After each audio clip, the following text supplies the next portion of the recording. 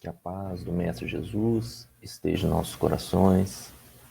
Meu nome é André Latini, nós somos do Grupo Buno da Alma e hoje vamos dar continuidade aos nossos estudos a respeito do sentimento de autodestruição. Hoje estamos na nossa parte 4, no qual vamos fazer a leitura e interpretação do livro Céu e Inferno, na sua parte 2, no capítulo 5, Suicidas. Vamos seguindo aqui.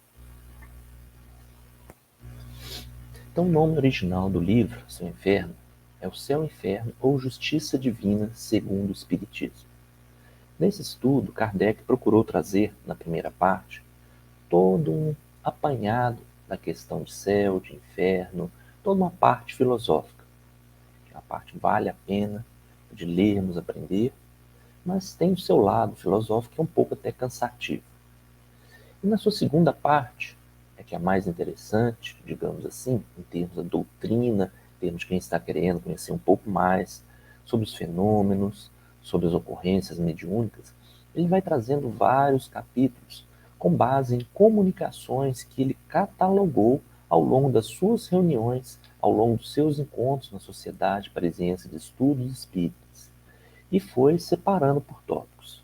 Dentre eles, no capítulo 5 dessa parte, ele vai trazer relatos daqueles que interromperam a existência aqui na Terra, trazendo, justamente como ele traz no título do livro, o céu e o inferno de cada um.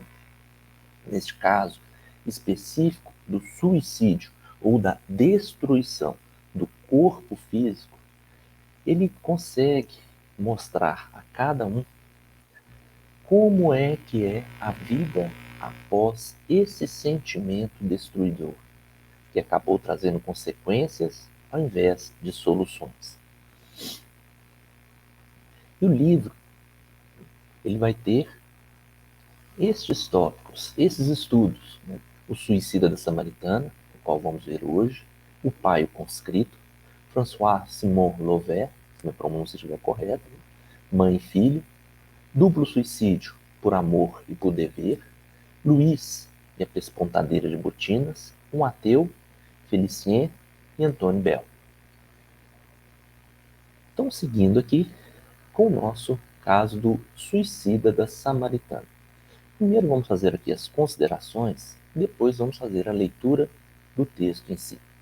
Neste caso, foi um suicídio voluntário. A pessoa procurou destruir a própria vida. Destruir o próprio corpo, porque a vida, como dissemos aí, continuamente é única. Nós temos várias experiências reencarnatórias. Então, descrição pelo próprio espírito dos tormentos do além. E uma solução de um problema que se tornou em um problema maior. E aqui vale a pena uma consideração, que foram relatos mediúnicos através de comunicações, e através dessas comunicações, muitas delas se davam para perceber, a perceber a personalidade de cada espírito, do qual trazia provas incontestáveis da sua individualidade e da sua presença. Então, Kardec também na época ainda gostava, dava preferência para utilizar essas reuniões ou essas comunicações através da psicografia. Porque através da psicografia ele conseguia avaliar como estava o movimento do médium e ao mesmo tempo como que ele estava sendo, vamos chamar assim, uma forma de linguagem, guiado pelo espírito. A força da impressão do lápis, utilizava-se lápis, se quebrava os lápis, se tinha agitação, se tinha calma, a forma de grafar as letras, a intensidade, a forma do papel, ou seja, todos esses movimentos, ele dava preferência à psicografia justamente por isso, que em muitos casos até a caligrafia, a forma de escrever, era idêntica ou muito próxima do espírito. Então vamos fazer a leitura, depois voltamos às considerações aqui.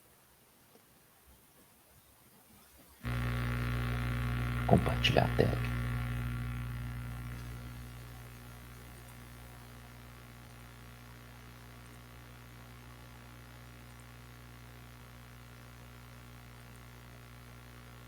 Então, o suicida da Samaritana. A 7 de abril de 1858, pelas 7 horas da noite, um homem de cerca de 20 anos e decentemente trajado apresentou-se no estabelecimento da Samaritana em Paris. Então, da Samaritana por causa do estabelecimento. E mandou que lhe preparasse um banho. Decorridas 2 horas, o criado de serviço, admirado pelo silêncio do freguês, resolveu entrar no seu gabinete a fim de verificar o que ocorria.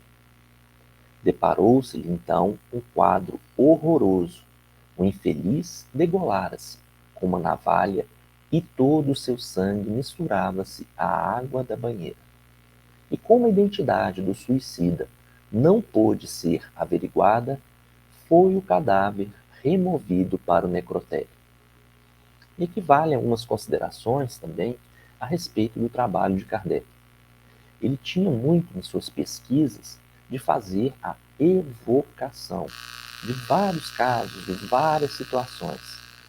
Ou seja, ele pedia a presença dos espíritos em determinadas ocorrências para conversar diretamente com ele. E nisso ele também pedia permissão aos seus guias e aos espíritos superiores, que no caso, quem orientava São Luís nessas reuniões, desculpa, eu já falei trocado, quem orientava Kardec nessas reuniões era o espírito de São Luís.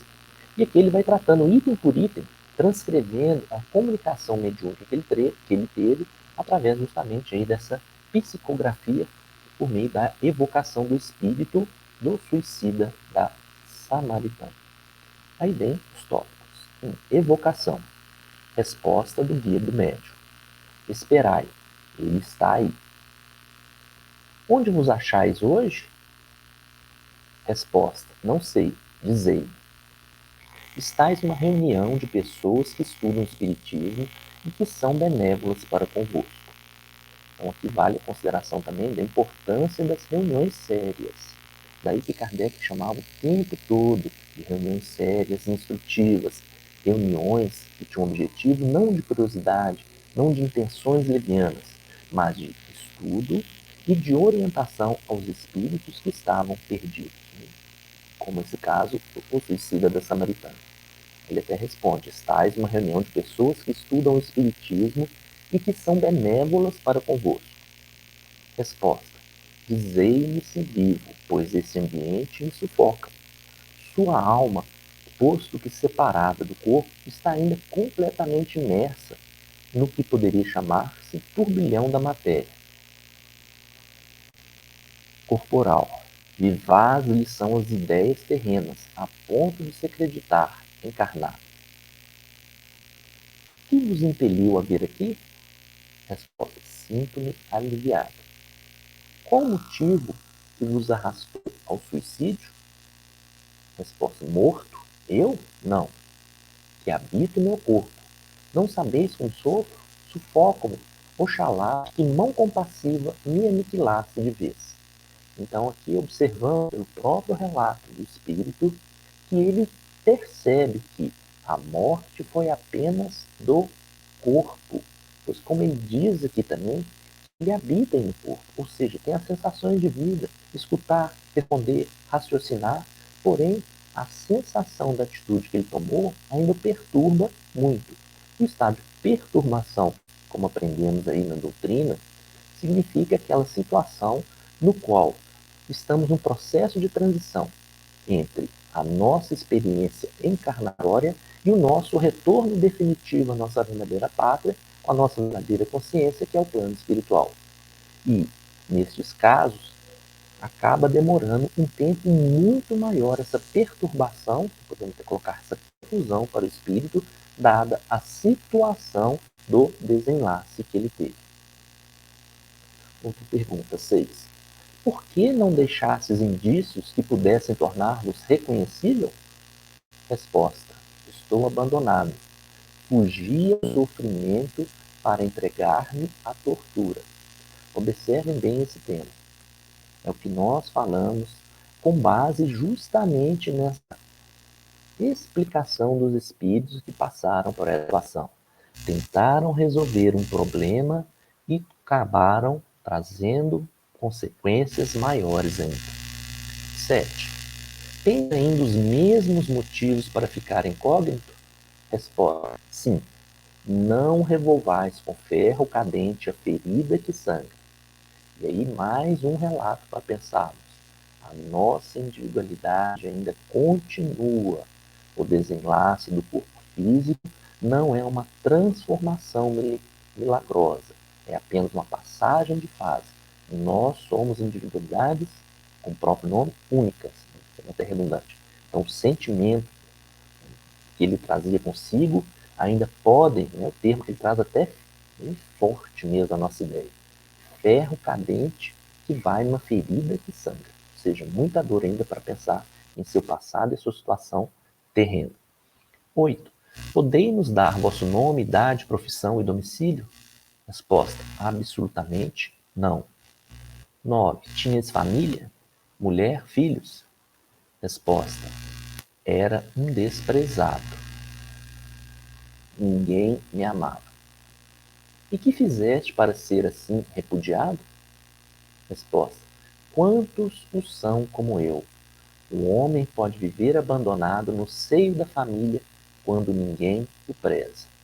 Vejam só essas sensações que muitos de nós carregam, mesmo dentro de um grande centro urbano, mesmo à época de Paris, por volta de 1850, uma grande população, mas no meio de uma multidão de pessoas, ainda vão existir pessoas que se encontram abandonadas. Daí a importância da fé, do propósito de vida e de ter a confiança de que não estamos só. Né?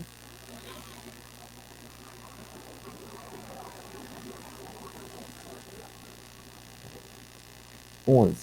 No momento de vos suicidardes, não experimentaste qualquer hesitação? Resposta: ansiava pela morte, esperava repousar. 12. Como é que a ideia do futuro não vos fez renunciar ao projeto? Resposta: não acreditava nele absolutamente. Era um desiludido. O futuro é esperança. Ou seja, então ele traz aqui também para refletirmos um pouco sobre nossa esperança e, como disse, nosso propósito de vida. 13. Que reflexões vos ocorreram ao sentir a extinção da vida? Resposta: não refleti, senti, mas a vida não se me extinguiu. Minha alma está ligada ao corpo. Sinto os vermes a corroer. Então, esse relato aqui é muito frequente em relação às pessoas que tentaram destruir o corpo. Porque se pensarmos a respeito da nossa programação biológica mesmo, nos é dado um corpo, uma estrutura, uma máquina, no qual ela tem uma programação ou combustível, né? Vamos chamar até de combustível, um carro, um veículo qualquer, que enche o tanque para fazer uma longa viagem.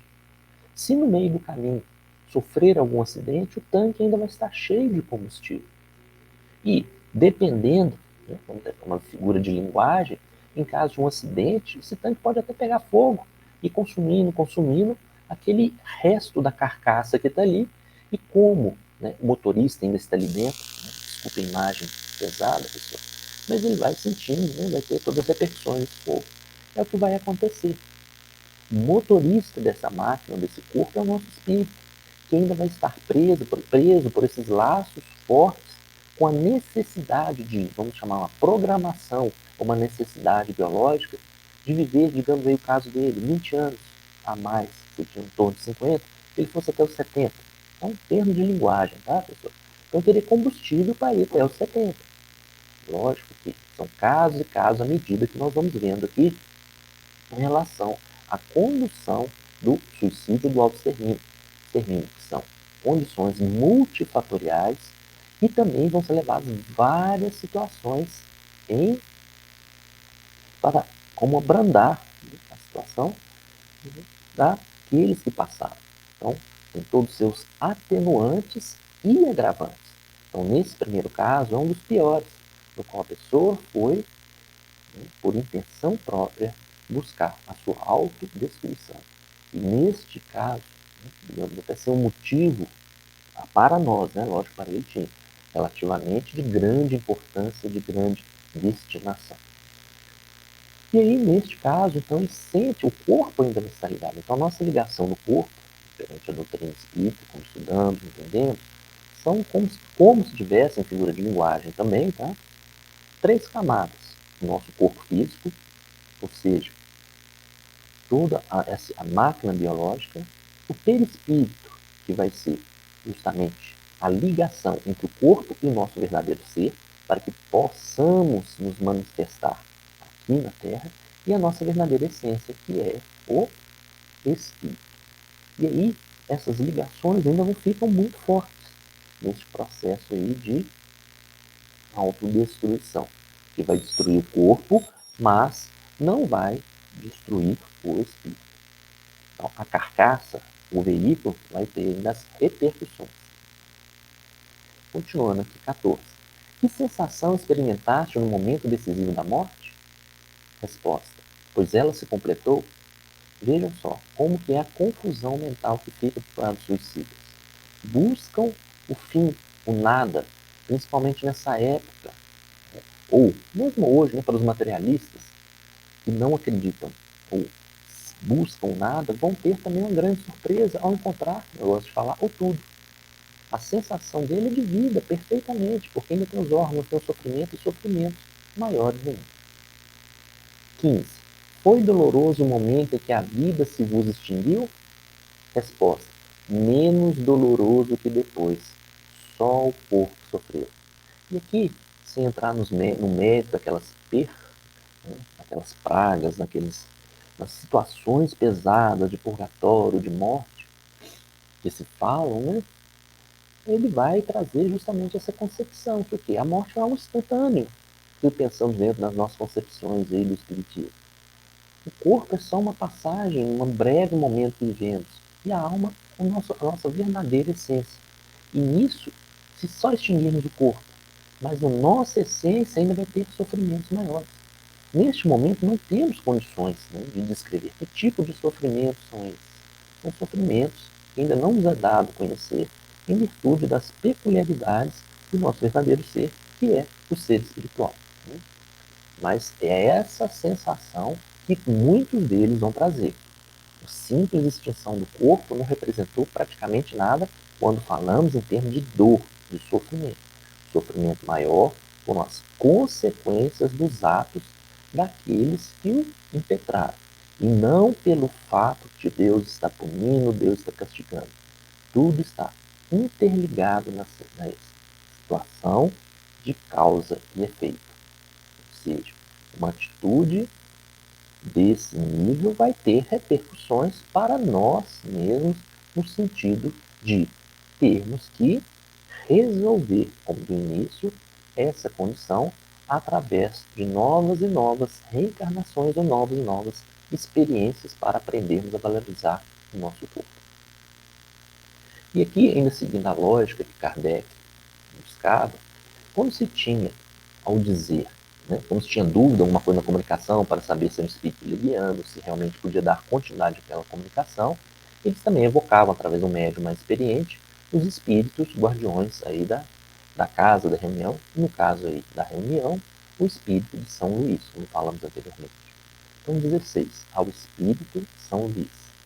O que quer dizer o espírito afirmando que o momento da morte foi menos doloroso que depois? Resposta. O espírito descarregou o fardo que o oprimia.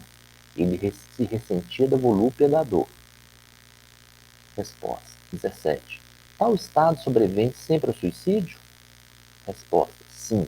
O espírito do suicida fica ligado ao corpo até o termo dessa vida. A morte natural é a libertação da vida. O suicídio a rompe por completo. Resposta. Desculpa. 18.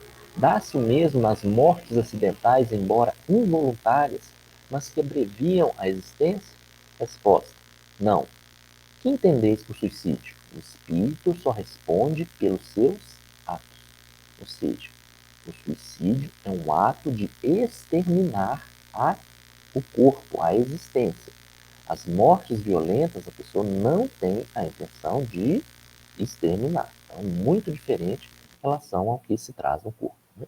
Então, são todos esses relatos aí que vale a pena pensarmos um pouco mais a respeito justamente dessas consequências, não como uma punição divina, mas como consequência mesmo dos atos. Aquela velha questão de colocar descuidadosamente a mão numa chapa quente e vamos queimar. Foi uma praga divina, uma consequência, coisas de outra vida? Não. Foi próprio falta de cuidado nosso. Uma forma bem suave de pensar nisso também em relação ao suicídio. Uma falta de cuidado, falta de vigilância, como sendo multifatoriais, mas que é considerado, sim, um crime, né? Vamos chamar assim, perante a doutrina, mas um crime nesse sentido em que a própria pessoa que tem que buscar a sua regeneração ao melhor. E aqui vem um comentário de Kardec.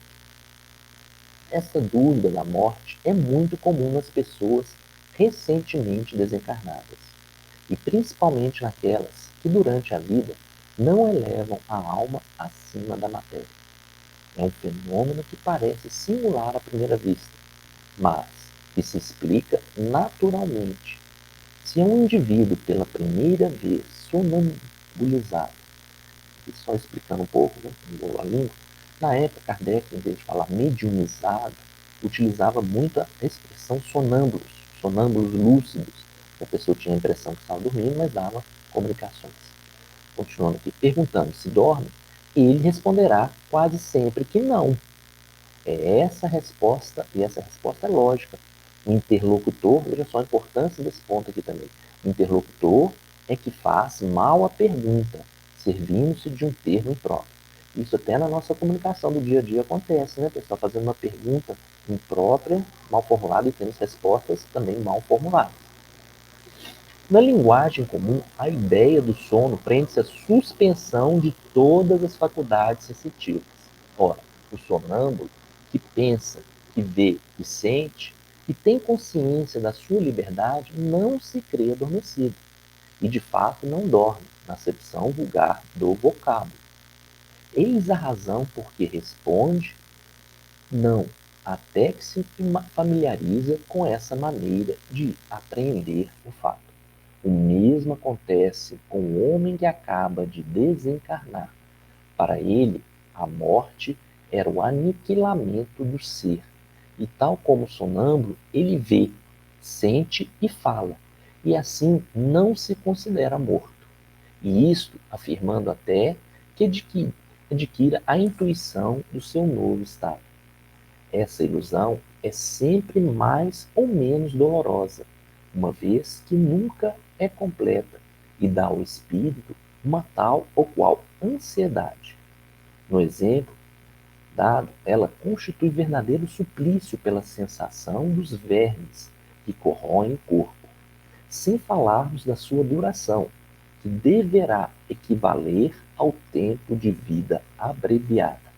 Este estado é comum no suicida, posto que nem sempre se apresente em idênticas condições, variando de duração e intensidade, conforme as circunstâncias atenuantes ou agravantes da falta. A sensação dos vermes e da decomposição do corpo não é privativa dos suicidas. Sobrevém igualmente aos que viveram mais da matéria que do espírito. Em tese, não há falta isenta de penalidades, mas também não há regra absoluta e uniforme nos meios de punição. Então vejam só que interessante essa parte. Então muitos de nós vamos aí considerar como crime, por isso que eu falei a questão, traz Kardec também punição, vingança, qualquer termo desses aí de um Deus, né, vamos colocar maldoso, impiedoso, que vai nos trazer aí toda a sua fúria e toda a sua ira, segurando raios. Não é bem por aí, né? Então, a questão está ligada à nossa vida, à nossa consciência e à forma como levamos. Então, vale muito a pena pensarmos nisso aí. Os atenuantes e os agravantes em relação à nossa conduta.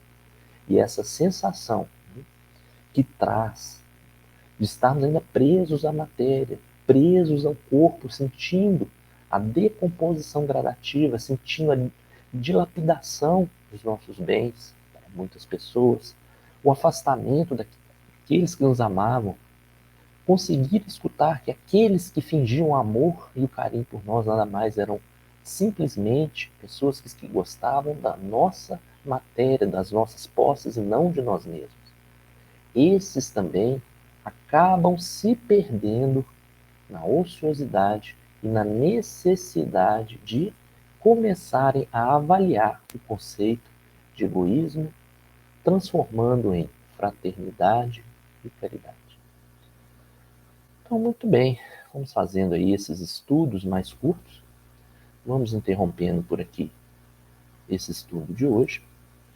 E no nosso próximo encontro, nós vamos continuar aqui com os comentários a respeito desse primeiro caso do suicida da Samaritana, que é muito rico e muito engrandecedor, que traz muitos comentários para nós. Então, fique com Deus, muito obrigado aí pela participação. E quem gostar desse vídeo, faça aí, dê um like aí por gentileza. E quem puder também, e possa divulgar para outras pessoas às quais esse vídeo possa ser interessante. Um abraço, fiquem com Deus e que a espiritualidade nos abençoe nesse propósito aí de combate ao suicídio.